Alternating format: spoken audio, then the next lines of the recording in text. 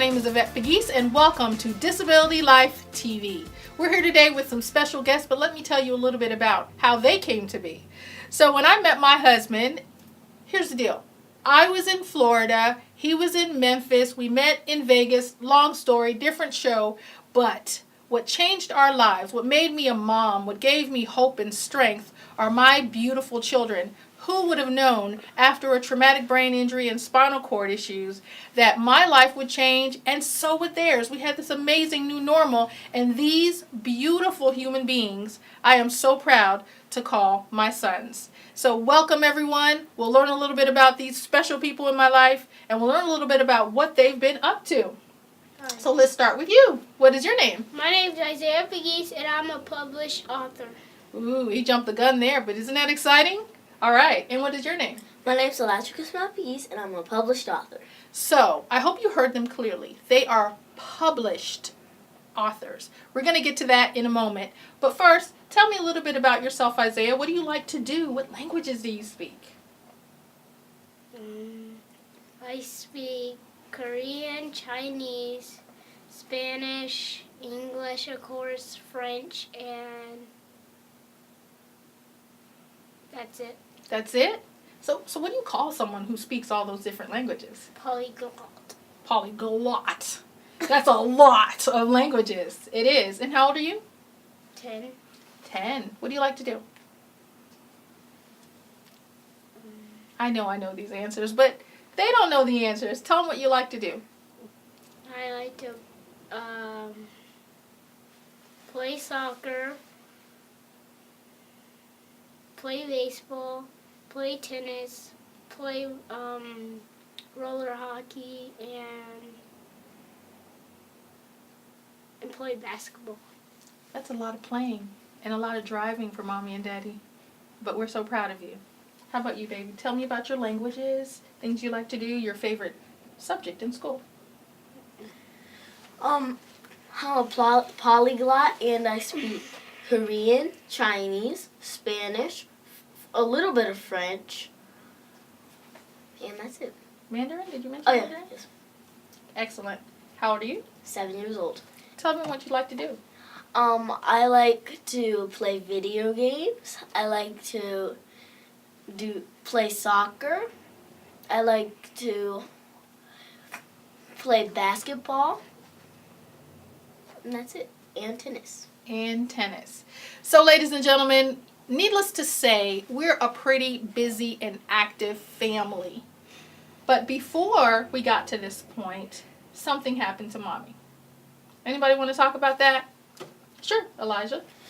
So, my mommy's brain slipped into her spine, causing the brain water couldn't get where it needed to go. So, so some medicine can't get to the pain from outside, so doctors have to go inside, and they cut my mom's hair. Wow, that's a lot. That's a lot.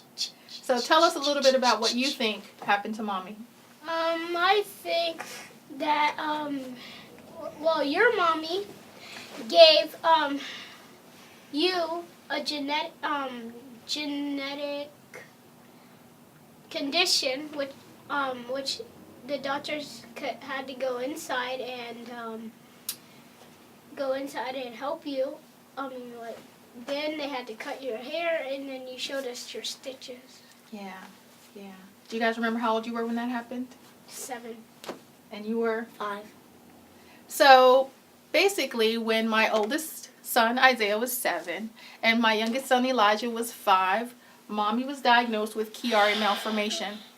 And as a result of that, my children got an incredibly different lesson than I expected. They learned so much more about the brain, so much more about my genetic condition, as you've heard my boys say, and they put it in a book.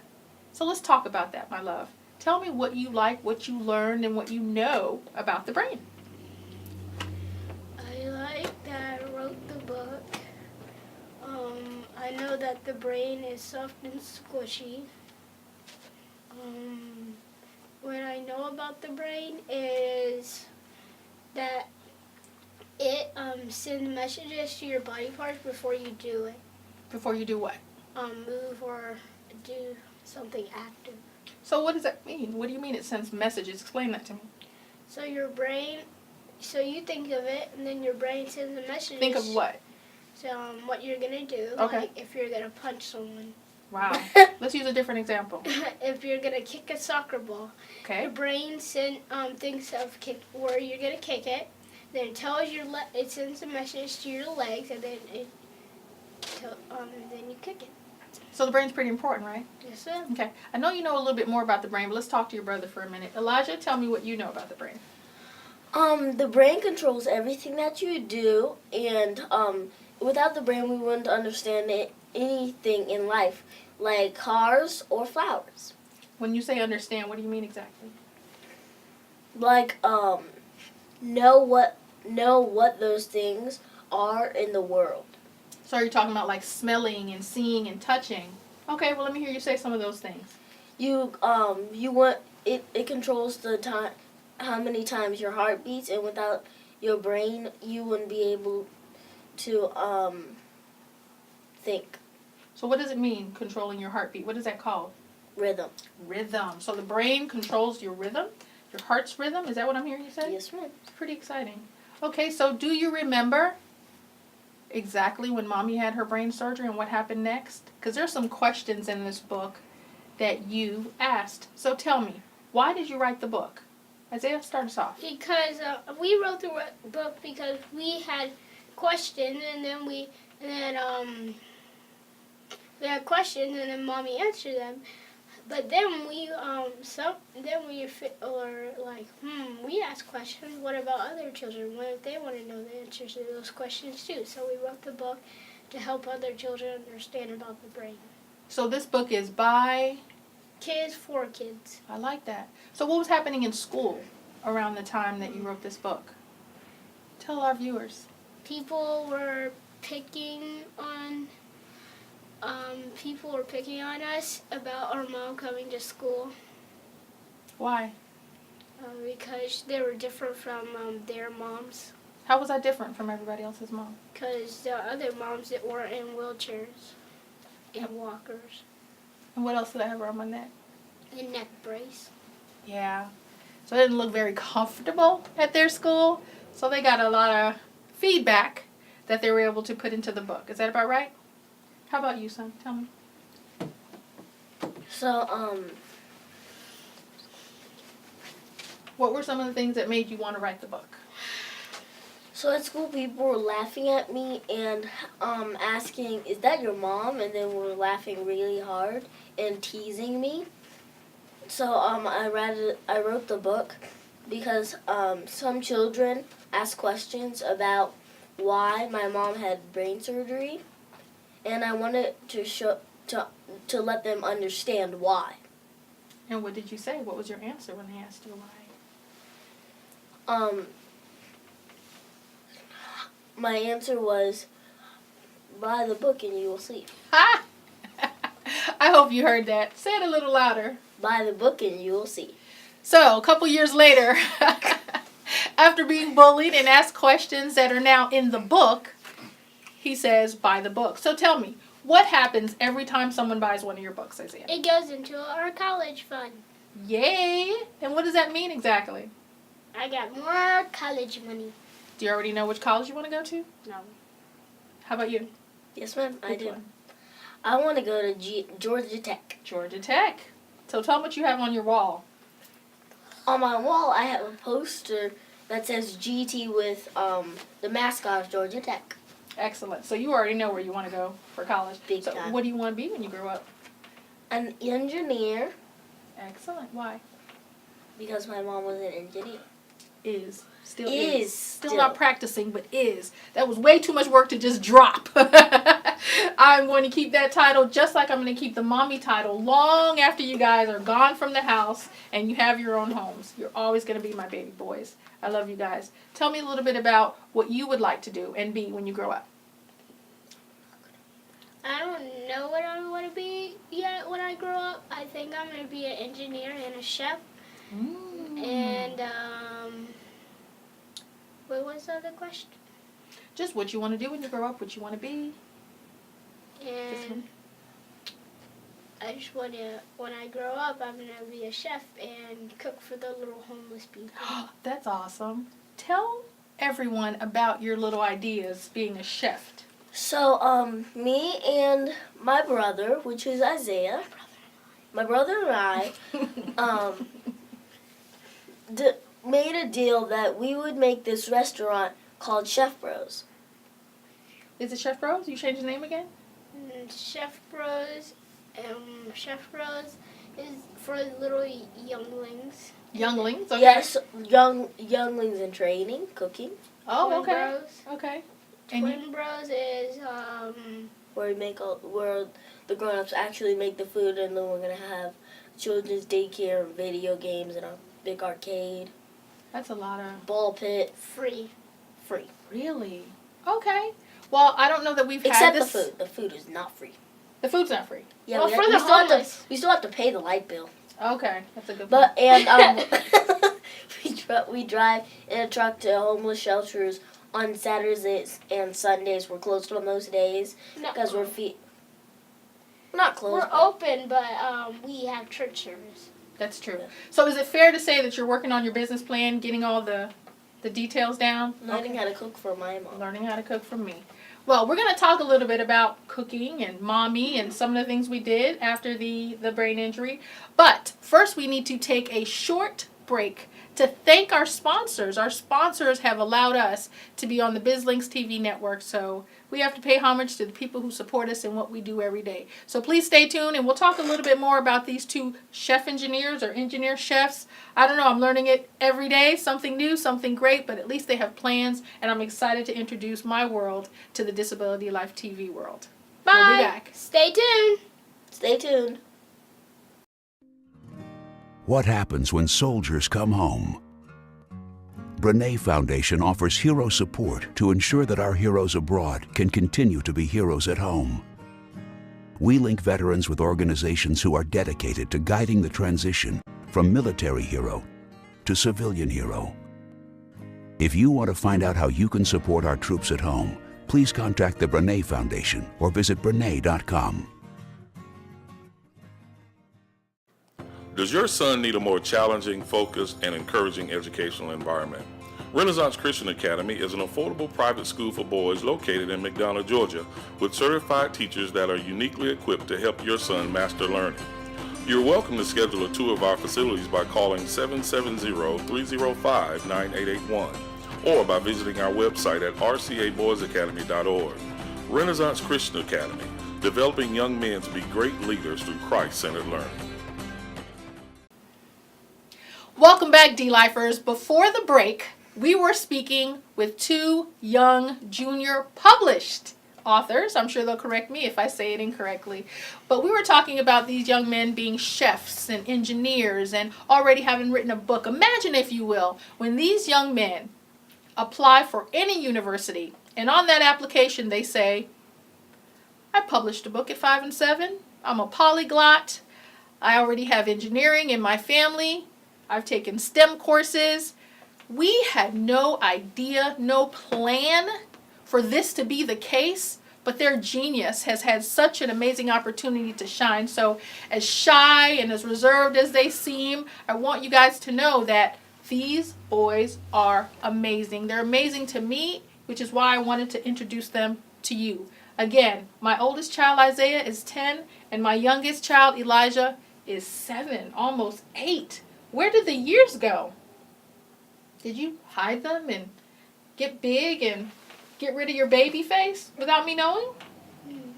They have sideburns now and they wear ties. I'm so proud of you guys. I just want you to know how much I love you and how proud I am of you.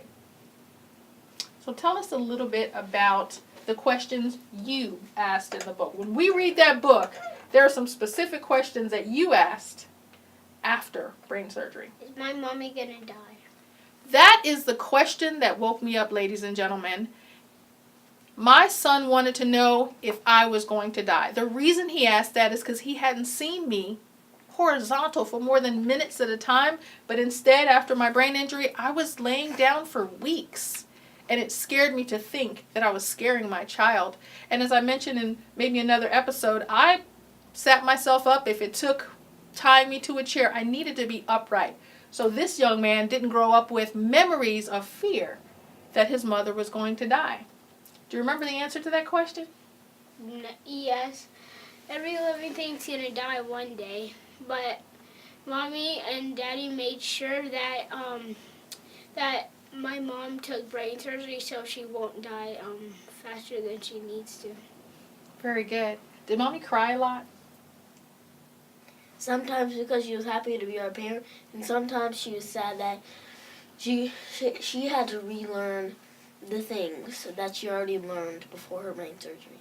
So was my brain injury your fault? No, ma'am. Did Mommy talk to you about that early on? Yes, sir. What did Mommy tell you? That is not our fault. That is not our fault that you're crying or you're in pain. Sometimes you're crying because you're happy and you're glad to be your parents, and sometimes you're just sad because you can't do the things that you used to, and you can't do it with us. Exactly. So that is a perfect transition into what we did next. Anybody want to talk about those big old boards we put together?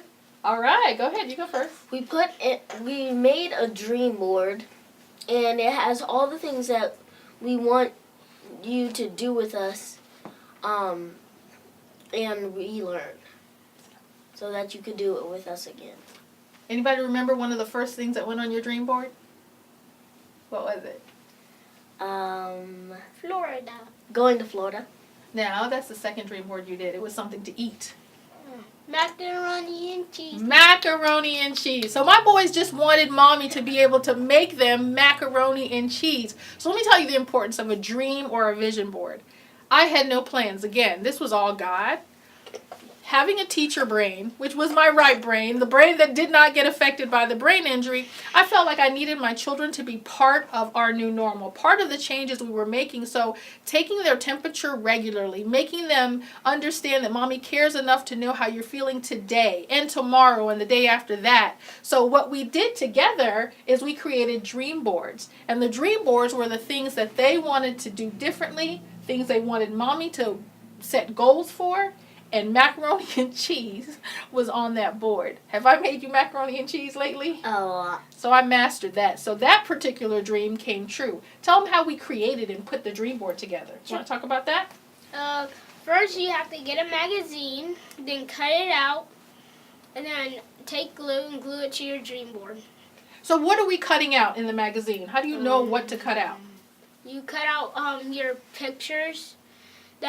Your dreams, basically, your dreams that you want. Things you want to see happen, right? You want your dream to come true. Does that make sense? Is that about right? How about you? Tell me about you. So, some of my dreams were, driving an airplane. Okay. Riding in a Bugatti. And a Bugatti. Okay.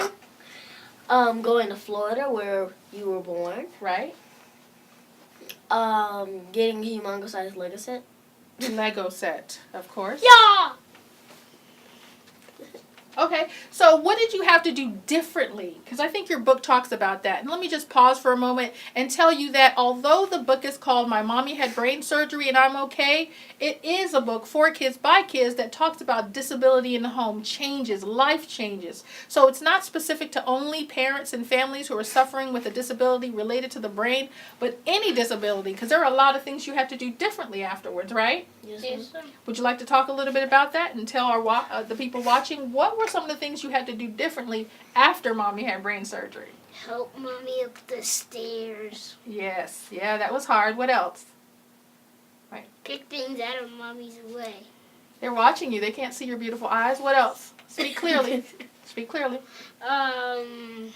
We also had to not yell in the house. Not yell in the house. What else? And Anything else? Not that you can think of. How about you? What else? We couldn't yell in the house while you were sleeping. Right, which was a lot. What else? We had to open, when we go out new places, we had to open the door for you unless it has a handicap button. Right, right. That's true. What else? That's it. Now, what do we have to do as a family when we went out? I'm in the chair. Hold on to my mommy's chair. Crossing the street. When we're crossing the street, I wanted my babies close, in the chair or walking. So that is one of the things that we had to do. So I'm really excited that you were able to help Mommy get better by moving things out of my way, right? Yes, sir. Getting closer as a family, right? Yes. So how about some things you weren't really happy about having to do differently? You can go first, Isaiah. Stop playing to help mommy. We can't hear you, baby. Speak clearly and talk to the people Stop watching. playing to help mommy. Oh, yeah, yeah. Like in the store when we're playing the phones, we need to help you, and we don't really like stopping. You don't. Because we're playing like Spider-Man games and Flappy Bird games and all that. Lego games. Now, did Mommy give you a choice sometimes? If it wasn't an emergency, what did Mommy say? It's okay to say no? Yes, Do you remember sir. that?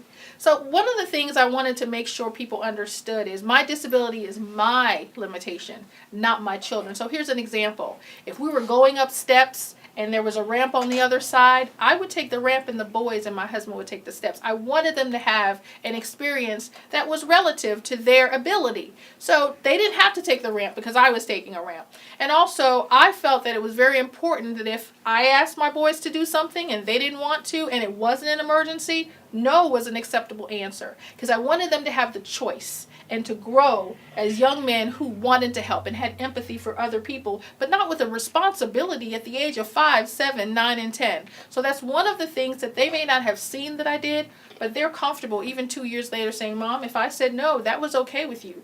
And it gave me the strength to figure it out on my own. Problem solving is one of the most important gifts and attributes that you can learn as an engineer and an individual. So even if I had a choice to have a fully accessible home, which we don't have just yet, I would not change everything to accommodate me, where my children, on the other hand, would have to stoop and bend and get low to the ground to get to the things that I needed to access. So some measure of just challenge really made me stronger. So yes, we're looking to move to a more accessible home. These two have not voted in yet. But my husband and I, who I have to mention is my knight in shining armor, agrees that I need access to the full home. And I believe they'll be happy there too. But I know you're not happy about it today. You want to tell us why? You have the squinty eyes about moving? I can't run up the stairs. We can still have stairs.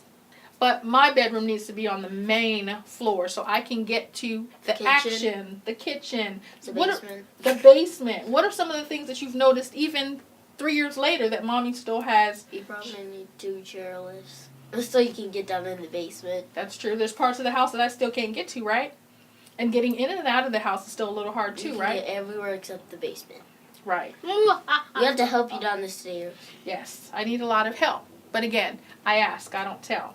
So how about some exciting things that we've been able to do as a family, even with this wheelchair in the way? It's okay. It's okay. Who wants to go first? This is what I deal with, y'all. Okay, big brother, gotta go first. Go ahead. Okay, so we got to drive in a car with hand controls, so my mom can drive. And tell them about what that driver's chair does.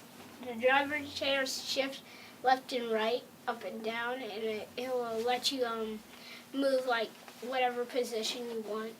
So it's a 6-way. So I can actually turn the chair outward, transfer, and then turn it back inward toward the steering wheel. So it is accessible, and you want to bring up some things too? We go to PGA Superstore, and we can play golf.